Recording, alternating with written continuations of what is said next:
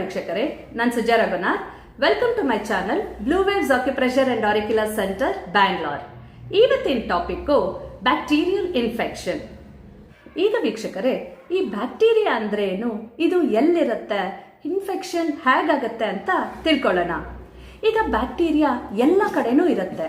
ಅಂದ್ರೆ ಗಾಳಿಲಿ, ಮಣ್ಣಲ್ಲಿ, ನಮ್ಮ ದೇಹದ ಮೇಲೆ, ದೇಹದ ಒಳಗಡೆ ಎಲ್ಲ ಕಡೆನೂ ಬ್ಯಾಕ್ಟೀರಿಯಾ ಇರುತ್ತೆ.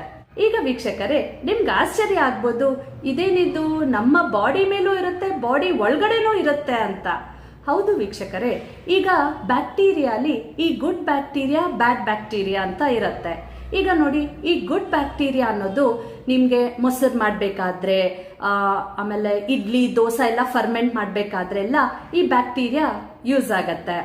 ಅದೇ ತರ ನಮ್ಮ ಒಳಗಡೆ, ದೇಹದ ಒಳಗಡೆ, ಇಂಟೆಸ್ಟೈನ್ ಒಳಗಡೆ ಈಗ ನಾವು ತಿಂದಿರೋ ಫುಡ್ಡು ಡೈಜೆಸ್ಟ್ ಆಗ್ಬೇಕಲ್ವಾ, ಅದಕ್ಕೆ ಕೂಡ ಈ ಗುಡ್ ಬ್ಯಾಕ್ಟೀರಿಯಾ ತುಂಬಾ ಇಂಪಾರ್ಟೆಂಟು. ಈಗ ವೀಕ್ಷಕರೇ, ಈ ಬ್ಯಾಕ್ಟೀರಿಯಾ ಇದೊಂದು ಮೈಕ್ರೋ ಆರ್ಗ್ಯಾನಿಸಮ್. ಅದು ಮೈಕ್ರೋಸ್ಕೋಪ್ ಅಲ್ಲಿ ಮಾತ್ರ ಅದನ್ನ ನೋಡಕ್ಕಾಗತ್ತೆ. ನಮ್ ನೇಕೆಡ್ ಐ ಅಂದ್ರೆ ನಮ್ ಬರೀ ಕಣ್ಣಿಂದ ಅದನ್ನ ನೋಡಕ್ಕಾಗೋದಿಲ್ಲ. ಈಗ ಈ ಬ್ಯಾಕ್ಟೀರಿಯಾ 3 ಶೇಪ್ಸ್ ಅಲ್ಲಿ ನಾವು ವಿಂಗಡಿಸಬಹುದು. ಬೆಸಿಲಸ್ ಅಂತ, ಈ ಬ್ಯಾಕ್ಟೀರಿಯಾ ರಾಡ್ ಶೇಪ್ ಅಲ್ಲಿ ಇರುತ್ತೆ. ಎರಡನೇದು ಕಾಕಸ್ ಅಂತ, ಇದು ಬಂದು ರೌಂಡ್ ಶೇಪ್ ಅಲ್ಲಿ ಇರುತ್ತೆ. ಇನ್ನೊಂದು ಸ್ಪಿರಿಲಸ್ ಅಂತ, ಇದು ಸ್ಪೈರಲ್ ಶೇಪ್, ಅಂದ್ರೆ ಈ ಪಾಸ್ತಾ ಇದೆ ನೋಡಿ, ರಿಂಗ್ ರಿಂಗ್ ಆಗೆ ಆ ತರ ಇರುತ್ತೆ. ಈಗ ವೀಕ್ಷಕರೇ, ಇನ್ಫೆಕ್ಷನ್ ಹೇಗಾಗತ್ತೆ ಅಂತ ತಿಳ್ಕೊಳ್ಳೋಣ.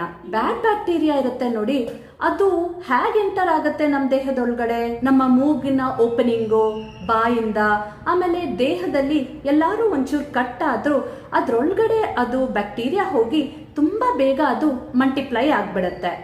ಈ ಬ್ಯಾಕ್ಟೀರಿಯಾ ಏನ್ ಮಾಡುತ್ತೆ, ನಮ್ಮ ಟಿಶ್ಯೂಸ್ ಇರುತ್ತಲ್ಲ ಬಾಡಿ ಒಳಗಡೆ, ಅದನ್ನೆಲ್ಲ ಡ್ಯಾಮೇಜ್ ಮಾಡುತ್ತೆ. ಆವಾಗ ಪ್ರಾಬ್ಲಮ್ ಆಗೋದು, ಇನ್ಫೆಕ್ಷನ್ ಆಗೋದು ಎಲ್ಲ ಆಗತ್ತೆ. ಈಗ ವೀಕ್ಷಕರೇ, ಆಕ್ಯುಪ್ರೆಷರ್ ಅಲ್ಲಿ ಈ ತರ ಬ್ಯಾಕ್ಟೀರಿಯಲ್ ಇನ್ಫೆಕ್ಷನ್ ಏನಾದ್ರು ಆದ್ರೆ ನಾವು ಯಾವ ಪಾಯಿಂಟ್ ಹಾಕೋಬೇಕು ಅಂತ ನೋಡೋಣ. ಈ ಪಾಯಿಂಟು ನಮ್ಮ ಪಾಮ್ ಮೇಲಿದೆ, ಮಿಡಲ್ ಫಿಂಗರ್, ಫಸ್ಟ್ ಜಾಯಿಂಟ್ ಸ್ವಲ್ಪ ಮೇಲ್ಗಡೆ ಈ ಪಾಯಿಂಟ್ ಇದೆ. ಇದು 2 ಕೈಯಲ್ಲೂ ಇದೆ.